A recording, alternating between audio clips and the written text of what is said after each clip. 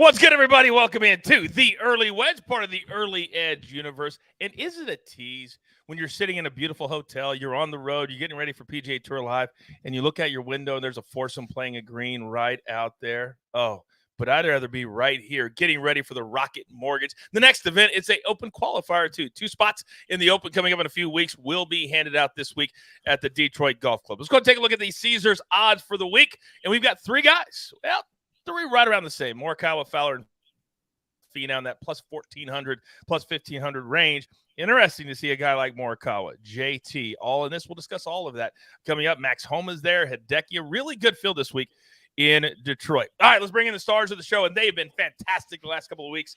The counselor, Patrick McDonald, and gentlemen, I got to tell you, coming off a Travelers that was very, very hard to handicap. Counselor, when you have a 25 under par, did you find that enjoyable or not enjoyable from last week?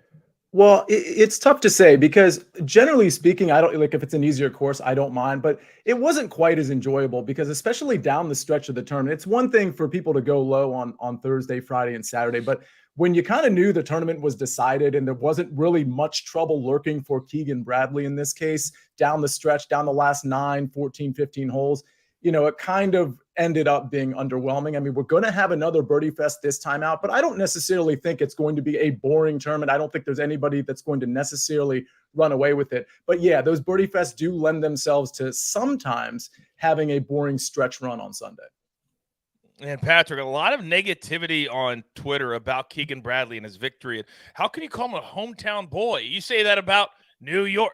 Let's just give it to him. He had tears. He was happy. I thought it was a good victory.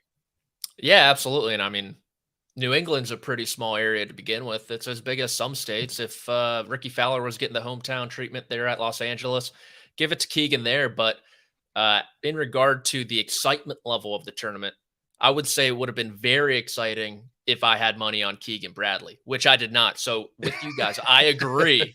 It, left me wishing for a little more. Well, I played Ches Reavie live on Saturday morning, so I was not particularly happy that on Sunday he forgot his putter back at the hotel. So it was what it was. By the way, Joe said, is that a new Early Edge hat? Well, I've made a couple, but I'm telling you right now, I'm done teasing you guys. August 1st, we will have a new merch store with everybody participating. Everybody. All right, let's get into it. Storylines could affect the betting lines today. Sia, let's start with you. You got him already mentioned it, that this week it could be a birdie fest, but could we see perhaps a surprise name on Sunday evening? Yeah, and I think birdie fests sort of lend themselves to maybe some smaller names, longer odds, getting into the conversation on Sunday afternoon. And especially when you have a tournament that's not a designated event where Scotty Scheffler isn't playing, John Rahm, Rory McIlroy, Patrick Cantlay, Xander Schauffele, none of those guys are playing. Now, we still have some big names. Tony Finau is playing, Max Homa, Sungjae Im, Hideki Matsuyama. There's plenty of big names here, but not elite names. And so I do think that lends itself a little bit for somebody from the back of the pack from an odds standpoint to come catch something, maybe even a win on Sunday. Granted, I'm going to have guys at shorter odds and maybe a guy or two at longer odds, but from a DFS and betting standpoint, it does lend itself to being very creative with your bets and with your DFS lineups. And Patrick, I'm going to give you 2 numbers, 32 and 66. Do you have any idea what those 2 numbers mean today? How could I not, Coach? I mean, the FedEx Cup standing of Colin Morikawa and Justin Thomas, and I'll throw in another one, 52 for Hideki Matsuyama. With the decrease in the number of players entering the postseason, we only get the top 70 this year, unlike the top 125. The unintended consequence has been, yes, the PGA Tour was trying to trim the fat, but some of the big names are in that fat, like a Justin Thomas, who kind of found some form there at the Travelers Championship, had his best approach play since the 2021 Workday Championship. That was the start before his Players Championship victory, by the way. He needs a big stretch starting now, and as does Hideki Matsuyama. If he wants to get into the BMW Championship, he's on the outside looking in. Colin Morikawa is on the outside looking in of the Tour Championship. So it's not just the top 70 that these guys are worried about, but kind of inching their way to East Lake, like a Morikawa type. This is one of the rule changes that I absolutely loved that the PGA Tour made, was lowering for now. You still get to keep your tour card, if you finish in the top 125. You don't lose that. You don't have to go to the Korn Ferry Tour playoffs, but you don't get to participate in the playoffs. That's a big deal when you've got millions and tens of millions in bonuses to play for. That's why JT, in my opinion, is playing this week. Thank you, gentlemen, for those storylines. By the way, little added bonus this week. The great Steve Scott, part of the crew here on the Early Wedge. He's in the chat right now. If you have any questions on this week's tournament or any other tournament, put them in the chat. He will answer them in real time. All right. You know, we do everything here at the Early Wedge, including DFS. Very popular fantasy. So, Counselor, I'm going to start with you. I need 3 that I can play, and I need a fade. Talk to me. You'll hear a couple familiar names here, one that I haven't mentioned, but let's start with Austin Eckroat at 8,000. I mean, this guy has just been so good. He's really constantly underpriced. At this point, we got to give him a little bit of respect. And in this tournament, I think he can do some serious damage with the ball striking, with the putter. I think we've got great value at 8,000. And I'll mention there was somebody in the chat. It's Caddy Daddy. Nice handle there. He says Adam Hadwin top 40 for plus 115. I'm only mentioning that comment because I do think Adam Hadwin is a decent pivot off of Austin Eckroat, because Eckroat will be pretty popular in DFS. That's my guess. Adam Hadwin at 8,100 right next to him is a decent pivot. I think he's really sneaky this week. Doug Gim's my other guy at 7,400. Now, Doug Gim is a guy I haven't really mentioned, but at a certain point, you have to acknowledge what we see. In the eye test, Doug Gim is passing, but the metrics are really speaking to the fact that the ball striking is completely back with Doug Gim. And the putter, while it's usually a disaster, is actually at least okay at this point. And in a field like this, we've seen, it's been a while, but we've seen Doug Gim contend down the stretch of big tournaments before. I think in this field, Doug Gim could really do some damage. It's a nice price at 7,400. And then Carson Young. Boy, I really need to just put this on a loop, and so I can just take a rest during the Carson Young portion of the Early Wedge, because we collectively and myself have been saying his name over and over and over again, and he's still not priced up enough. At 7,000, Carson Young has been doing everything right, including putting the lights out. The approach play has been very good. And then finally, my fade. It shouldn't surprise anybody. In this 10K range, there's a few guys that I do like, and in the 9K range as well, to start off your lineups and have some of these value guys in there. But Max Homa is not one of those guys. I'm sure Max Homa will bounce back. I'm just not counting on him bouncing back at the Rocket Mortgage Classic. He's in a valley right now, Counselor. He's not playing good golf. He didn't play good last week at the Travelers. This is a great fade, but because of his last year, he's still above 10,000. These sports books, they've got to make these adjustments, and they're not doing it. They're not doing it. By the way, people in the chat are talking about EC merch. You know he's part of the Early Wedge. And Rick says it's going to drive Coach nuts. He might not even acknowledge that EC is a bestseller. EC will not be a bestseller. I will make sure of that. All right. I just had to address that for a second. All right, Patrick McDonald, give me your 3 and a fade. Yeah, I'll kick it off with JJ Spawn again. We looked his way last week. He missed the cut for us, unfortunately, but he was great off the tee. He gained 3 strokes in his 2 rounds before TPC River Highlands. He had gained strokes on approach in 8 straight, and he loves this golf course. 4 for 4. He's played in all 4 editions of the Rocket Mortgage Classic. He's made the cut in each. T13 in his debut, T8 here last year, and he putts the crap out of the golf ball on these greens. You're going to need that with low scores there in Detroit. And then I'll take a chance on Thomas Dietrich at 7,400. He's 24th in total strokes gained over the last 6 months. He's long off the tee, a great putter. That's a great, combination if you're looking for birdie chances. And he has 5 top 25 finishes in his last 11 starts. So I like the upside there from him.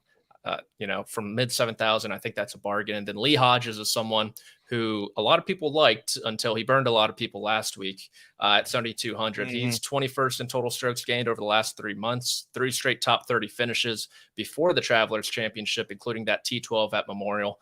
And then I'm going to fade Tony Finau at 10-9. Truthfully, I kind of like the top of this DFS-wise, but Finau's putter is really concerning. It's been quite poor since the Mexico Open. I bought in on him last week from a betting perspective, but I think DFS-wise, he's an easy guy to fade for me.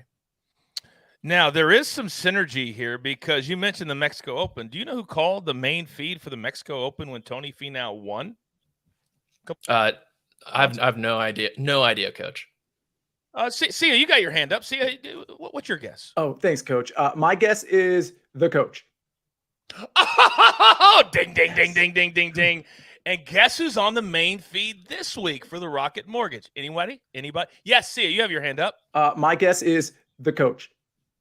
Oh, if we had merch already, I would give you 2 t-shirts. I would. If we had merch yet, I'd give you 2 t-shirts. All right. You're really smart. Patrick, what are you doing? What are you doing? Let's go. Let's go. It was a long weekend. Right. Still a little fuzzy.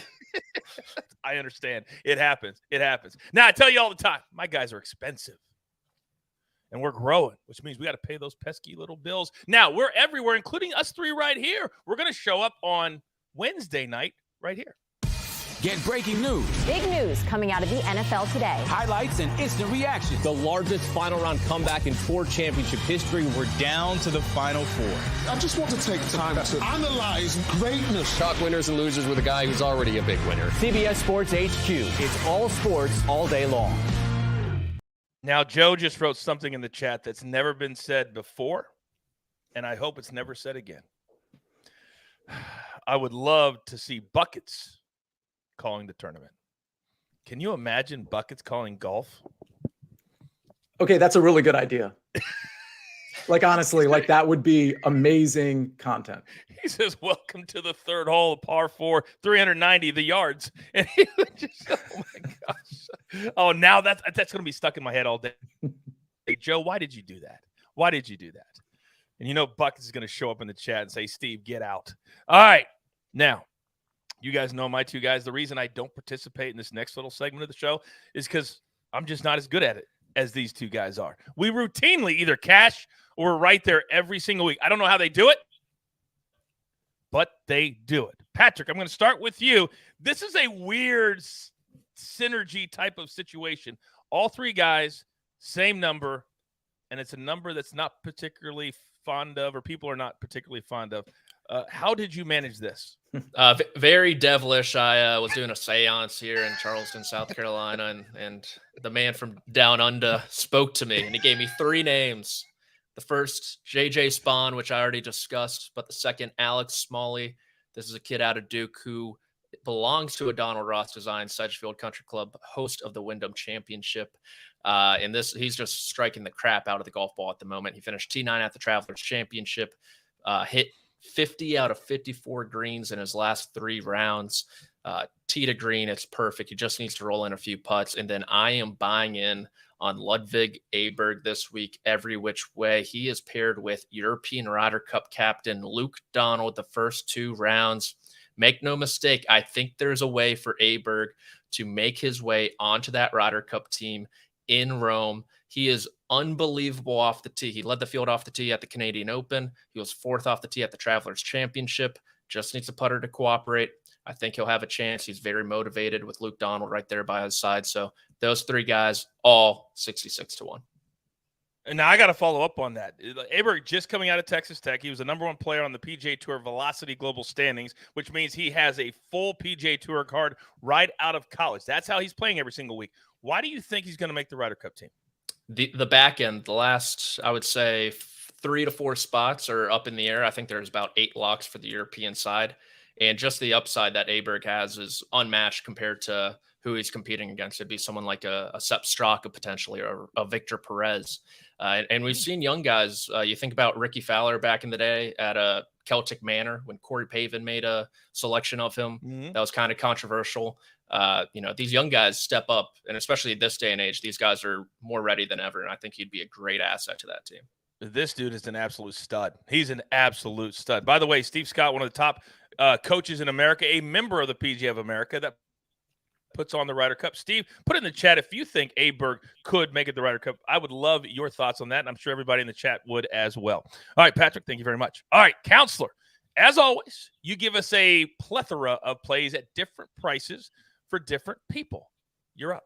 Yeah, I want to start with Aberg because I got the worst number. So I apologize. We're going to change that. You can get Ludwig Aberg at 66-1 as opposed to 55-1. So I'll start right there. I absolutely love what Patrick said about Aberg. And I think he is the type of guy, first of all, he's the type of guy that can win this tournament, but he's also the type of guy that can explode any given round. And I think we're getting the benefit of longer odds, both from a tournament outright standpoint and a first round leader standpoint, because he's still a relative unknown.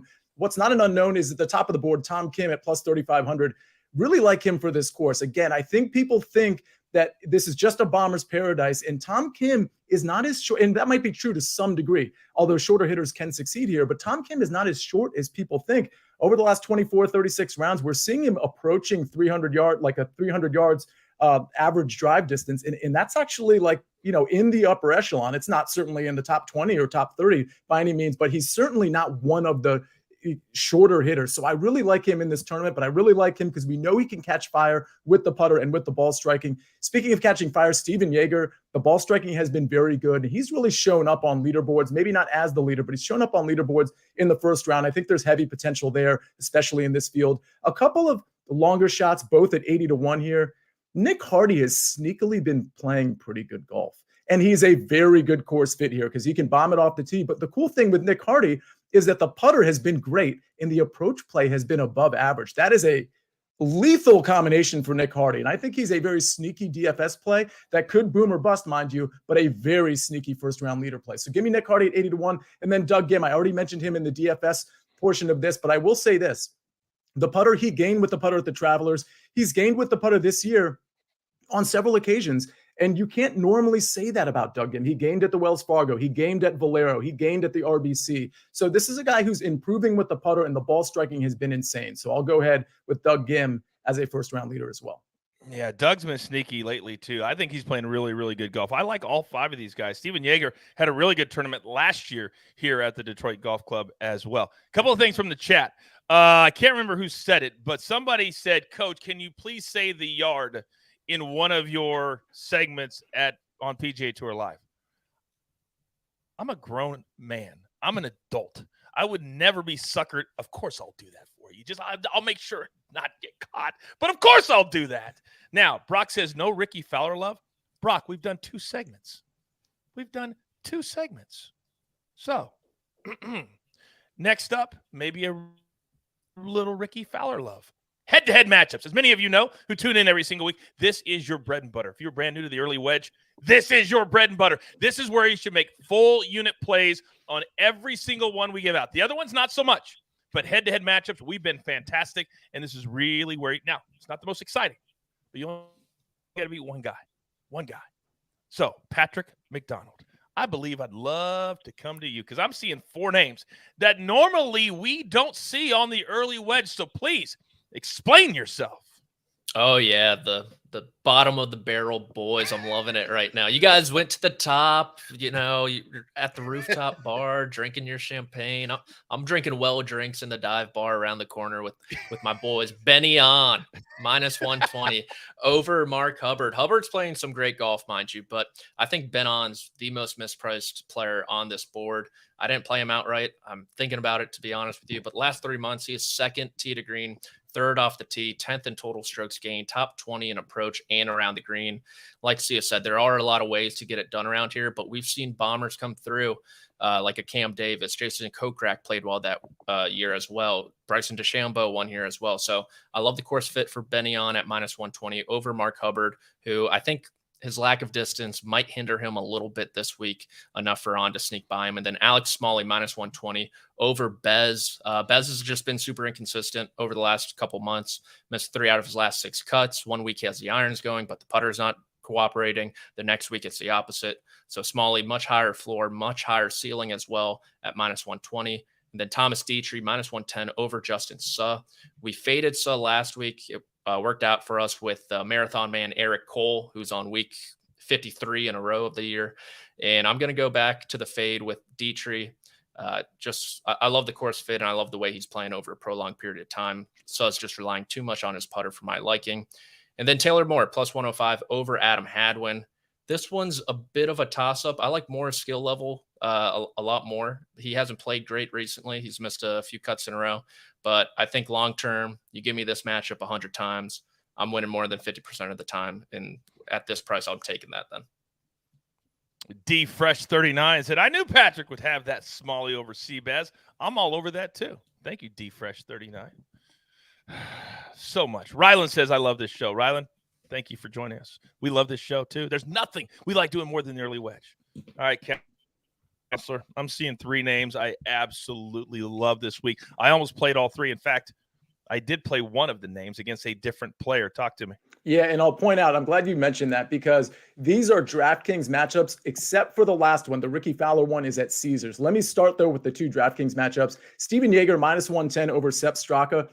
Sepp Straka has been pretty good, I got to admit. And frankly, Sepp and Steven Yeager are good at kind of the same thing. They have the same sort of profile, but Yeager does it a lot more consistently with the ball striking in particular. They both can get hot with the putter, but it's Yeager who has been far more consistent with the ball striking approach play off the tee. Both of them are great off the tee, but I'm going to take Steven Yeager's consistency here. I do want to point something out that I haven't been able to fully research, but there was somebody, when we were doing the first cut yesterday with Rick, there was somebody who pointed out that Steven Yeager, this must have been after the show, that Steven Yeager lost over 7 strokes, which we brought up on that show yesterday. He lost over 7 strokes in the 4th round with the putter. And somebody brought up the fact that he broke his putter mid-round and actually had to use his wedge to putt. And they were actually broadcasting that on the ESPN Plus feed. I haven't had a chance to vet that, but it actually makes sense because losing 7.42 strokes in one round, it genuinely makes no sense. So I want you to probably disregard that terrible putter from Steven Yeager in round 4 of the Travelers. Okay, on to finally the next one. Hideki Matsuyama -130 over Keegan Bradley. This is a pedigree play. Hideki has, first of all, been much better than Keegan Bradley this season, notwithstanding Keegan's win last week, but he's also a better golfer than Keegan Bradley. And while they both profile well for this course, I think Hideki Matsuyama is very live to win this tournament. I can't say the same about Keegan Bradley. Hideki, since shaking off the neck injury, has been pretty consistent. A little shaky off the tee here and there. The approach plays amazing. The putter can get hot. Really like Hideki at -130. I think this should be like -150, to be honest. Ricky Fowler is the next one. This one, again is at Caesars, -105 over Tony Finau. I think Ricky and Hideki are playing the best golf coming into this tournament of the entire field. And so when I get a Tony Finau, who's been very inconsistent since his win in Mexico, this one seems like a no-brainer to me. Tony Finau is a great course fit. He's the favorite in this matchup, but Ricky Fowler's playing such good golf on approach, off the tee, with the putter. He is gaining everywhere, tournament to tournament. So I'll take Ricky -105 over Tony Finau. Can you tell me, Counselor, in his last 4 tournaments, because I wrote it down, the worst finish for Ricky Fowler? Oh, I'm going to guess 16th. 13th.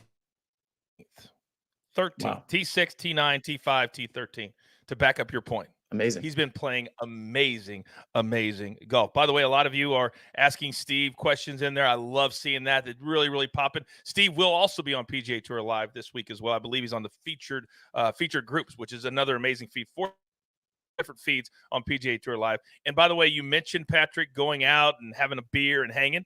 Me and Steve are going to do that tomorrow night. We're hanging. We're going to have a beer down here in Jacksonville, Florida. We're not in Detroit. We don't have to go to Detroit. FOMO on my Seriously.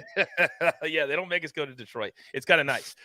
So really quickly, I'll go through my Tony Finau over Sanjay M. Now, both of ours could hit. Counselor could win his, and I could win this one. Sanjay has not been playing great golf at all, and I wonder if playing a lot has worn him down. He had to go to Korea for a long trip. Who knows? Ricky Fowler, to me, if I would have told you guys 6 months ago that Ricky Fowler would be a -140 favorite over Max Homa, what would you have said?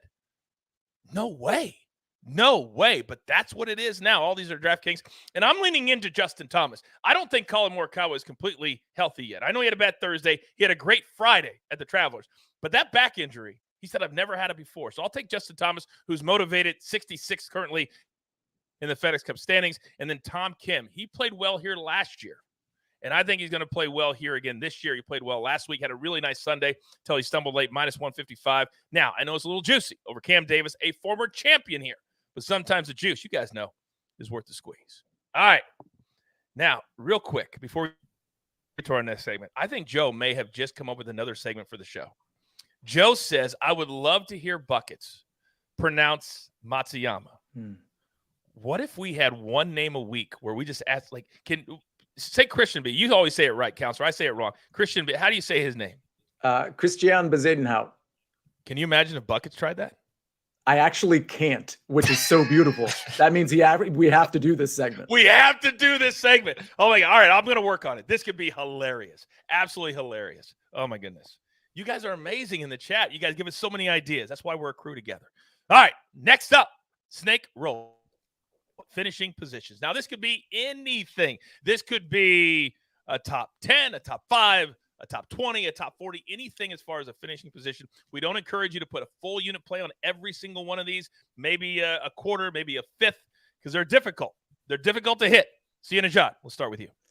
Yeah, I have 3 this week. I had 4 last week. 3 out of the 4 hit, and we had some longer odds. Shez Reavie inside that top 40, among others. But I'm going to start with Tom Kim at plus 120. I think we're seeing enough consistency from him, especially in a watered-down field where plus 120 actually looks pretty good to me, because I really expect him to top 15, maybe top 10. I think he could even contend to win this tournament. So really like that play. And then a couple smaller names, one that's super familiar to all of us. I'll start there at Carson Young at plus 150, top 40. I mean, I don't know what to say about Carson Young. The metrics are backing up what his finishing positions are, and he's just not getting respect in the market. I honestly think this bet should, or this number should be like, at this point, top 40, plus 110, plus 115, but it's not. So we'll go ahead and take that money. Lee Hodges, Patrick mentioned him as a DFS play, and he really did disappoint last week, but I'm willing to overlook that because I think it was the approach play that was particularly bad for him last week during one round, but Lee Hodges has been very good across the board. So at plus 115, top 40, I'm expecting a bounce back there. All right. Pause for People just got another $100 donation, because that's what I'm going to start doing to myself when I screw Snake over and I send him the wrong numbers, and then it makes him look bad because I made a mistake. Second week in a row I've done that. Ricky Fowler is plus 180 for a top 10, not a top 20. It's all on me. So pause for People. I'm sending you $100 to punish myself. So here's what we're going to do. Tom Kim, top 10 plus 230. That is correct. Because that last year, he played really, really well. He's been stumbling a little bit, but I think now he's starting to find his feet. I think this week is a great week for him. Some good players, but not all the studs are here. Then Ricky Fowler plus 180 for a top 10 as well. We just talked about it. T13 is the worst finish he's had in his last 4 starts. And then Justin Thomas, more of a gut feel. I had to go to a top 20. I thought about all 3 top 10 plays. Then I was like, maybe it was more the Travelers than it was Justin finding his game. So I'm going to take a shot here, because he's highly motivated, plus 105 for a top 20. All right, now, where you're really going to make some money, where it really is satisfying, that you get 4 days to root, and that's predicting a winner. So here's what we're going to do. Patrick McDonald, I'm coming to you, and leave it to you to find a little bit chalky, and then a long shot, but I love both. Who do you got? Yeah, Sia just spoke glowingly about Hideki Matsuyama, and I couldn't agree more. I think he is the top player in this field. Tee to green, he is number 1 over the last 3 months, second in approach, 11th around the green, and he's gained on the greens in 3 out of his last 5, including last week at the Travelers, which is the same putting surface that we'll have this week. So that bodes well for his chances. He's played well at this golf course before. He had to withdraw 1 year, but outside that, T13 and T21 finish. And then Ludwig Aberg, 50-1. I am buying in all the hype. Like I said, off the tee has been just stunning. I mean, it's on a string, coach, with the driver. He's going to be in great position to set himself up for birdie. The rest of the game follows suit. I think we could be getting a first-time winner in a big way with Ludwig.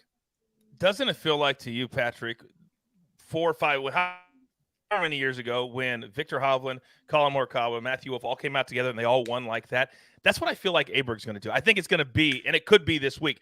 This guy, and I encourage you to watch him. I'm sure I haven't even looked at the. I will tweet out what the groups are that we have, but he's got to be in the featured groups. This guy is tall, lanky. He's like the prototype of the future. Do you agree?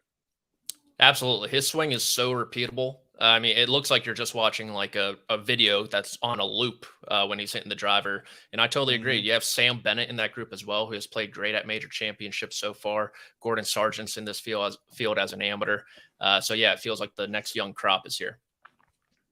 I agree. Thank you, Patrick. All right, Counselor, talk to me with your 3. You also like Aberg this week. Yeah, and I'll start there. I like Aberg at 50-1. I think this is one of those situations where, because he's still a relative unknown, we're getting a good price on him. Again, it's a watered down field, so he could absolutely splash the pot, if you will, with a win. And so I think, let's put it this way.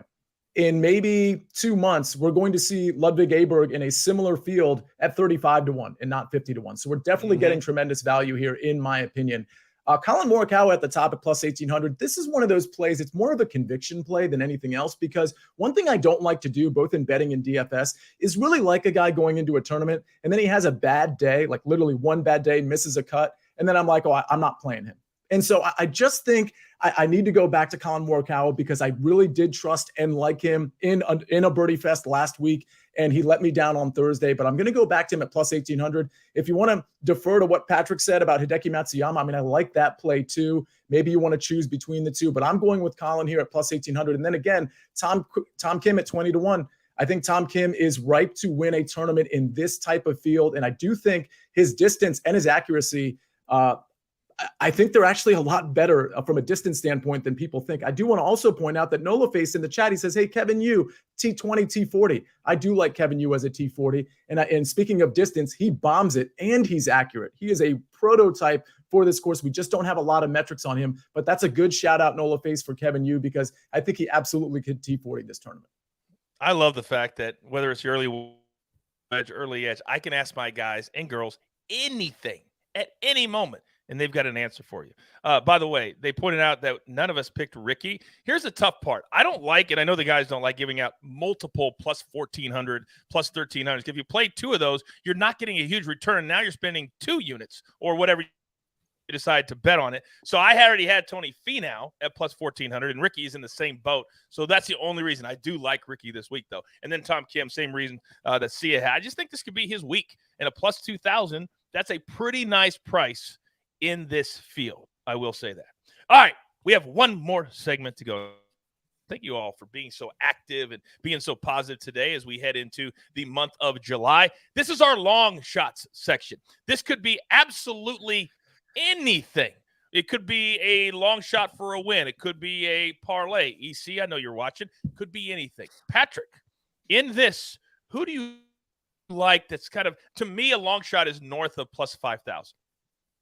Yeah, I got 2 guys who I've talked about a ton thus far, and it's going to be Alex Smalley at 60-1 and JJ Spawn at 66-1 as my long shot selections.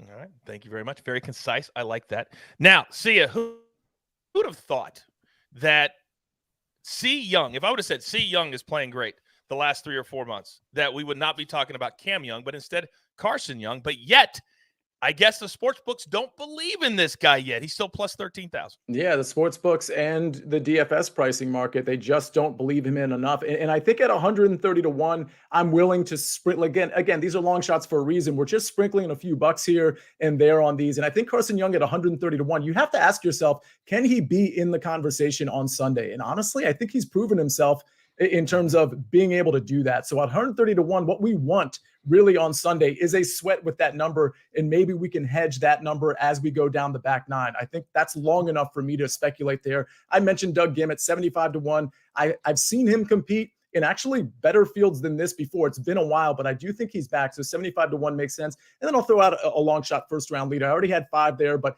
this guy you can get at 90-1, maybe 100-1 at some places. But Vincent Norman, he does seem like a really good course type. He can get it out there. He can catch fire. The problem is the putter with him. So he's going to have to catch fire with the putter, but I'd rather speculate on him as a first round leader because of those putting issues rather than an outright from a tournament standpoint. And that also feeds into, a lot of people don't like waiting 4 days to cash. They like that first day, 18-hole sweat. And a plus 9,000, that'd be nice. Pay for the rest of the week. Quickly, mine, Justin Sullivan. This is why he's in the long shot section. I know the other guys don't particularly like him in head-to-heads this week, but he's talented, and he played well at the majors this year. And at some point, he is going to break through it. At plus 6,000, I don't mind a little sprinkle on that. And then a little EC special, because I like to rub it in just a little bit when he doesn't get to be on the show. But this one at DraftKings, I absolutely love.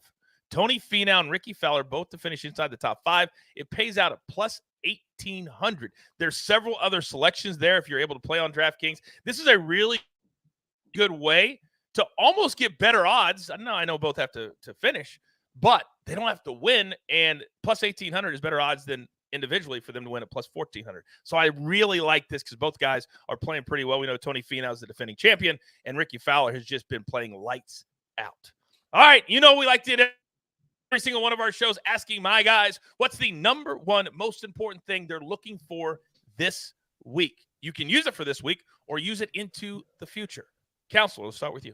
Yeah, it's interesting. With this particular tournament, I only had 3 guys as my main outrights. Granted, 2 of them were relatively short, but I will be looking for some in-tournament matchups, which, of course, I always drop on the Early Edge and on Twitter. but I'm looking for potentially some live plays too. And the reason I bring that up now in this segment is because Rick asks me, hey, Sia, in your SportsLine article, you mentioned Ricky Fowler as an outright.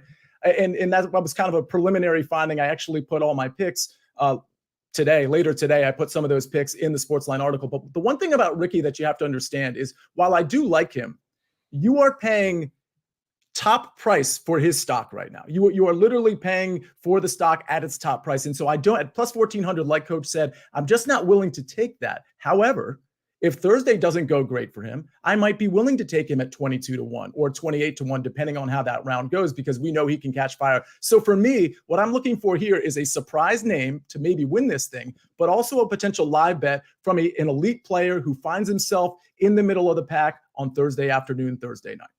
Great analysis, great information. Patrick, what do you got, big boy? For me, it's the three players I mentioned at the top, Justin Thomas, Hideki Matsuyama, and Colin Morikawa. I truly believe one of them is going to seize this tournament. Coach, you liked JT. Sia, you liked Colin. I like Hideki. So any way possible, one of us will be right, which means the show will be right. So I think one of them makes a massive move in the FedEx Cup playoffs with a victory this week and positions himself nicely for a nice summer. And what I'm focused on is this is the first year of the playoffs being this way, the top 70. We're already seeing the ramifications of that. Think how good the Wyndham is going to be. Players that are 72, 75, 80, forced to play that particular week. We normally don't talk about the likes of Justin Thomas feeling pressure. He's got a 5-year exemption. He's not worried about playing in every tournament, but he doesn't want to be shut out. He's a competitor. He's a killer. So how do these guys that are not having great years flip the switch? And maybe this is the week. That's what I'm looking forward to. Gentlemen, as always, another great show. And should I point out that one of us next week will be hiking while the other two are working on a holiday? Can you guess which one won't be here next week?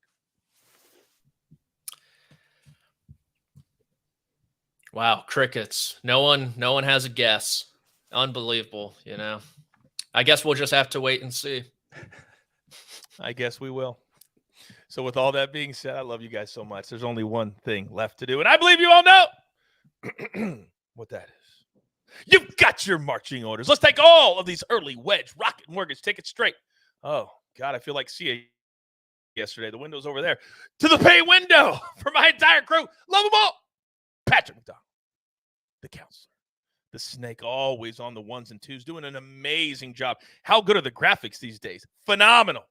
And our entire crew and everybody in the chat, we could not do this without you. And oh, by the way, good news. We had a meeting this week. For those of you that like to listen to podcasts on Spotify and Apple and listen to us audio only, the Early Wedge will be going audio only in the next couple of weeks. So that's great news. It won't just be video anymore. I told you we're growing. We're growing. We grind for you so we can win with you. I am the coach. I love doing this. I love doing this. It's what we're all about right here at the Early Wedge. Good luck.